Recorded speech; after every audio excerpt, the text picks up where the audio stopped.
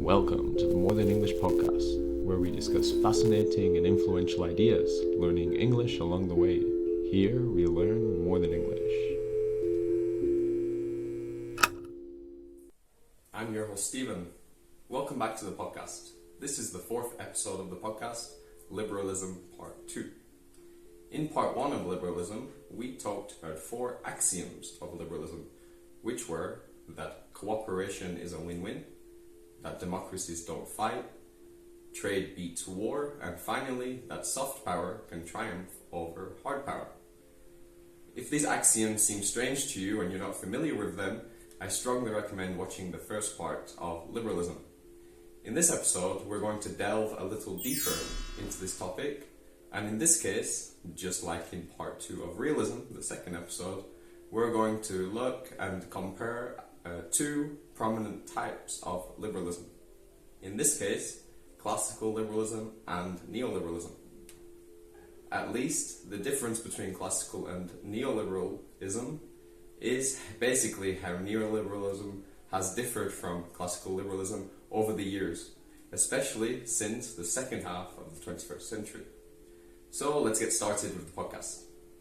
Remember, if you hear a bell, this means there's some new advanced vocabulary or maybe a new concept. So listen out, and you can also hear these definitions at the end. Before we get started discussing these 2 forms of liberalism, I want to give you a quick note that here in this first series, What is Your Worldview?, we're discussing, at least the idea is to discuss many ideologies and see what the people who believe or follow those ideologies have to say about the world. The idea is not that you find the one which you believe in 100% and you discard the rest, but rather, as I see it, that each of these ideologies has some relevance, some purpose, depending on the situation. For example, with realism, I gave the example of the current situation in Ukraine as a good example to see how a classical versus structural realist would think about the conflict.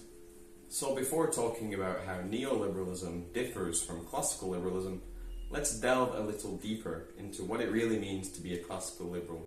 For classical liberals, old liberals, the idea of liberty or freedom and the pursuit of happiness or the pursuit of property are intimately related. Like we said in the last episode, it was in the 18th century that liberalism became popular in the international sphere, especially as it opposed monarchistic and absolute rule. One great event which we can look at here is the French Revolution, and the 3 words which symbolized this revolution were liberté, égalité, fraternité. My French is not so good, but in English we can translate them to liberty or freedom, equality and brotherhood, or maybe better to say camaraderie. So it's quite clear to see that the French Revolution was a liberal revolution. The US Revolutionary War is another great example to show how liberalism started becoming popular in the 18th century. For example, the founding of the US was clearly influenced by European events such as the French Revolution and European thinkers, especially the 17th century British political philosopher and so-called father of liberalism, John Locke. He wrote that governments are instituted to secure people's rights to life, liberty, and property. But in 1776, when Thomas Jefferson wrote the US Declaration of Independence, he edited out Locke's right to property and substituted it with the right to the pursuit of happiness. But actually, if we look a little deeper, the word property could have many meanings, right? On the one hand, of course, private property usually refers to having your own abode, your own house or apartment that you own. But as we talked about in the previous episode, this could also mean your property as in your individual rights. As Gauss and Steiner say, classical liberals and libertarians have often asserted that in some way liberty and property are really the same thing. It has been argued, for example, that all rights, including liberty rights, are forms of property. Others have maintained that property is itself a form of freedom. And actually this point that we all have individual rights rather than shared rights or community rights is a point of contention that we will talk about when we do the episode on socialism. I have to tell you, to be honest, I'm not going to do this episode very soon, because after this episode we're going to change to another series for a few episodes. But definitely we're going to come back to it because it's very important and very interesting. But yeah, just to let you know, this idea that we have rights, and are those rights individual rights as just me as a person, or more for the group, like a family, like a community, like a country? This is the point of contention. Should we have individual rights for every person, or should our rights be shared among our family, our community, and so on? Let's not get ahead of ourselves though, and that will be something we discuss later. So let's get back to talking about liberalism. So what does it mean to be liberated? What does it mean to be free? Well, according to classical liberals, unless people are free to make contracts and sell their labour, to save their money and invest it how they see fit, to create enterprises and raise capital, then they are not truly free. According to Hayek, there can be no freedom of press if the instruments of printing are under government control. No freedom of assembly if the needed rooms are so controlled. No freedom of movement if the means of transport are a government monopoly. What do you think about this? Let's take the BBC, for example. Well, the BBC in the UK are kind of in a grey area here. They're not completely a government organisation, but it definitely has some influence from the state. So, can we trust the BBC because they are related to the government? In the comments.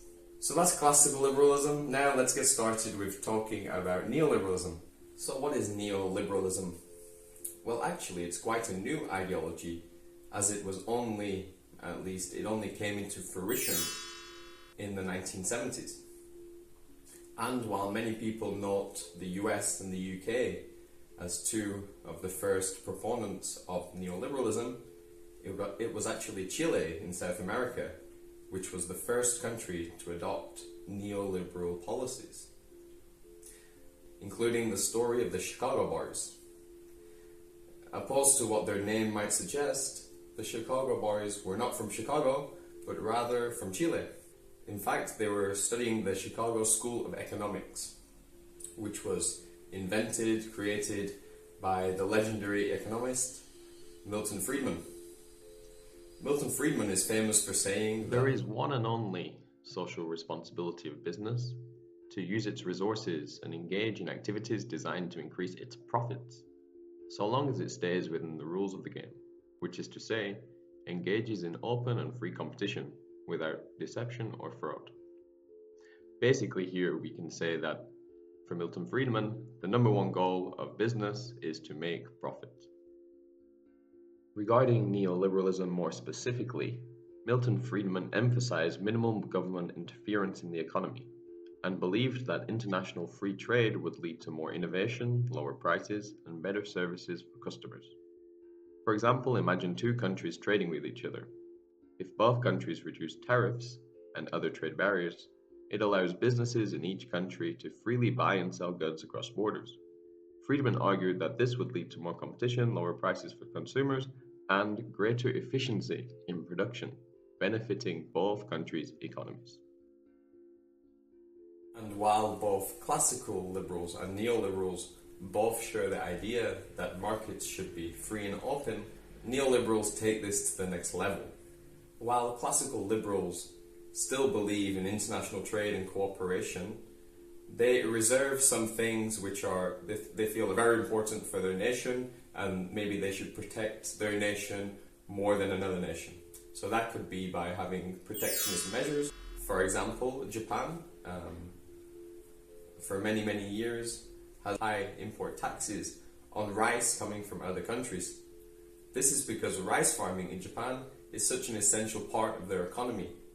Not just because it creates a lot of money or something like that, but rather because the rice farming industry in Japan employs so many people. Neoliberals, on the other hand, and Milton Friedman in particular, believe that we should not protect local businesses especially, or at least we should not have protectionist measures to be in favor of one side or another. So, for neoliberals, instead of giving subsidies or extra support to local farmers, they may favor a system which is open to the world. For people like Milton Friedman, because having less taxes, import taxes and so on, and not favoring a local business over a foreign one, can make the market more competitive, and therefore there are some benefits, because if there's more competitiveness, then hopefully the prices will be more competitive, i.e. cheaper for the consumers. So this is a key point for neoliberalism and economists like Milton Friedman. If we have a society where we don't have any protectionist measures, and whichever company thrives in a nation, whether it be a local national company or an international company, the market will figure it out, and the market will decide which one is the best. We should not favor one or the other by giving money to them or extra help, but just see how the market goes and trust that the market will give the best results. The point and the difference here between classical and neoliberals is that where classical liberals are maybe more preemptive of national crises, for example, instead of waiting until there's a crisis with farmers, they help them so that hopefully there isn't a crisis. Neoliberals try to trust the market, but they intervene when they need to. So the 2008 financial crisis is a good example here. Leading up to 2008, neoliberal policies in the US against government intervention contributed to deregulation, which allowed risky lending practices to flourish in the US banking sector. These factors ultimately resulted in the housing market bubble and subsequent collapse, triggering a global financial crisis. Even now in the UK, the health service is a public health service, the NHS, the National Health Service. So even though since the 1970s, as we'll talk about, the UK has been more or less a neoliberal state, still we have a public health system. So we're not completely neoliberal. That's because one key aspect of neoliberalism is privatisation. While the difference between a classical liberal and a socialist, for example, might be that a socialist thinks that many industries should be run by the state, classical liberals might just say that some essential industries should be, but generally we should try to avoid it. Essential industries maybe like the health industry, maybe transport, train network, and so on. Like now in Germany, still the transport network is public. However, since 1970, like I said, Chile was the first to adopt some neoliberal principles, policies, but the UK and the US shortly followed. And it was under Margaret Thatcher that in the UK we started to privatise some industries. I mentioned things like health and transport. Well, another industry which is often, at least the biggest part of it is run by the state, is regarding energy. So, for example, Gazprom in Russia is a state-influenced, at least, energy company. In China as well, and we cannot forget Saudi Arabia, the government has a lot of control over their energy, which gives them a lot of wealth. Well, in the UK, this was also the case for many years. But under Thatcher, she privatised some of these industries, like gas, selling the organisation, basically, British Gas, to become a private organisation. And this was just the beginning, because since then, not only under Thatcher, many other industries in the UK have become privatised, including the rail network, the trains, and even the post office. So that's one of the key differences between classical and neoliberals. For classical liberals, even though they don't agree with the state owning many industries and controlling the whole economy, they still believe that some core industries, some core sectors should have some influence from the government. For staunch neoliberals, however, basically anything can be privatized. The reason why neoliberals prefer to let the market do its thing and act autonomously and not intervene as much as possible is because they believe this will increase efficiency. And they're not wrong, to be honest. Like we mentioned with Chile, who were the first country to be neoliberal. Since the 1970s to the 1990s, 2000s, etc., Chile went from being a very poor country to being the richest country, at least based on GDP per capita, in South America. It's a success story, more or less, but if you look deeper, it's not as simple as it seems. If you're familiar with recent history, for example, Chile had a revolution. Maybe it wasn't such a monumental world moment as the case was with the French Revolution or the American Revolutionary War. Nevertheless, this revolution was, many would say, a result of the neoliberal policies that have been in the country for many decades. This is because even though Chile has been growing consistently for a few decades in terms of their national wealth as a whole, this wealth has not been distributed evenly. That is to say that in the last 20 or 30 years, while some Chileans have gotten rich, many have stayed poor. And this is a critique that we can share among the US and the UK as well. While all of these countries have gotten richer over the last 30 years, it's no doubt, and many people from all kinds of backgrounds have prospered, there's still a section of society, a significant section, which has remained poor despite the overall national growth. And this leads us to a quick point talking about the democratic peace theory. We mentioned this in the last episode, and the theory goes that two democratic countries do not fight with each other, at least not in some kind of hot war, not killing each other in their own countries. However, we could list a lot of countries that, although there's no war in their country, they are still involved in international conflict. So, for neoliberals, they can still rationalize the democratic peace theory and getting involved in wars, because for them the war has some purpose, some objective, which is good for the world. So even though it's, maybe intervening in another country, maybe invading or doing something in another country which is against their rights, they're doing it for the greater good. So to conclude, while classical and neoliberals have a lot of things in common, at least in the fundamental sense, such as having a strong preference for individual rights and liberty and freedom and so on, these definitions of liberty and freedom change a little bit, because for classical liberals, it's not really about what individuals in another country are doing, but more about providing a country where individuals, their citizens, can thrive, can be free, can be equal, and so on. On the other hand, for neoliberals, well, they love globalisation, creating a world where, let's say, we are all equal, or where we can all work together, and maybe that could be for a good thing. And we have to say that in the last 50 years, while democracy and so on has been flourishing, there's been less conflict. So there's definitely some positive, but at the same time, because neoliberals want so much for democracy and so on to be global, they're even willing to invade or to attack or send weapons to another country in order to meet that goal.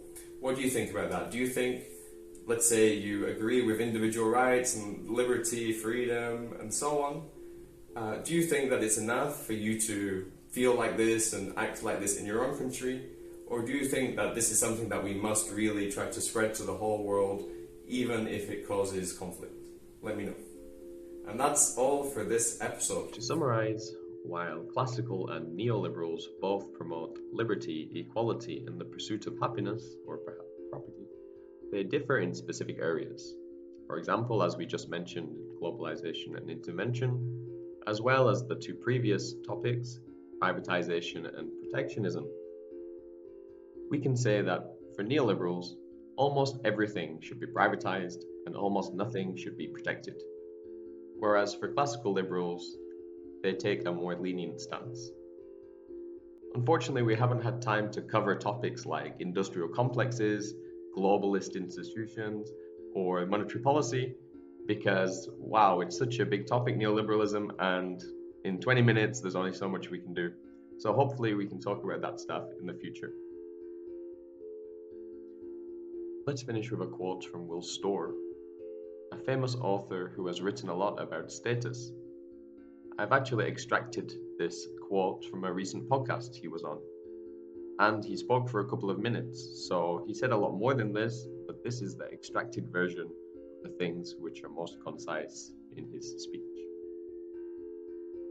In the 1970s, Thatcher and Reagan came up with this neoliberalism idea of increasing competition everywhere, getting rid of the big state, privatizing all the national industries, going to war with the unions, etc. Thatcher actually said in an interview in 1981 that the method is economic, but the object is to change the soul. And she did that. When you look at the changes in values between the 60s and 80s, money, fame, and good looks all became dominant values. We've become profit-obsessed, celebrity-obsessed individualists. Finally, here's today's key vocabulary, page 1. To delve deeper into something. To look at something in more detail in order to find new information. To discard. To throw something away or get rid of it because you no longer want or need it. Camaraderie. A feeling of friendliness and goodwill towards people that you share something with. For example, an office, a country, or even a battlefield. Abode. A place where someone lives. Grey area. Something that is not clearly one thing or the other. To come to fruition. When a plan or an idea becomes a reality. Protectionism. The economic policy of restricting imports from other countries through import taxes, quotas, etc. Page 2. Preemptive. Something done to prevent an anticipated, usually unpleasant situation or occurrence. Staunch. Firm in loyalty or principle. Faithful. Autonomously, in a self-governing manner. Monumental. Of outstanding significance. Hot war. Open armed conflict between countries at war. And finally, to flourish. To be in a period of highest productivity. To thrive, prosper. Thanks for watching, guys, and if you made it to the end of the podcast, please like and subscribe. See you next time.